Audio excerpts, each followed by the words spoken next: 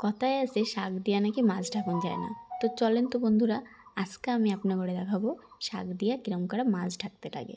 তো তার জন্য আমি নিয়ে নিয়েছি পাট শাক। পাট শাকটাকে ভালো করে ধুয়ে একটু বড় বড় করে কেটে নিয়েছি। আর শিং মাছ আমি ভেজে নিয়েছি। আর শিং মাছ ভাজার তেলে আমি দিয়ে দিয়েছি পেঁয়াজ কুচি। এটা কিন্তু যে কোনো জ্যান্ত মাছ দিয়ে করা যেতে পারে। পেঁয়াজটা ভালো করে ভাজা হয়ে গেলে দিয়ে দেবো পাট শাক। আমি এটাতে কিন্তু লঙ্কা দিইনি, কারণ আমার 2.5 বছরের ছেলে এই পাট শাকের ঝোলটা দিয়ে ভাত খাবে। আজকে যেহেতু শনিবার, তার জন্য ওর জন্য শুধু করেছি 2 পিস মাছই আমি দিয়েছি। আর দেখো, পাট শাকটা ভালো করে ভাজা হয়ে গেলে দিয়ে দিতে হবে পরিমাণ মতো জল। ঝোলটা ফুটে উঠলে এবার আমি মাছ দিয়ে দিচ্ছি। আমার ছেলে কিন্তু এটা খুব ভালোবাসে।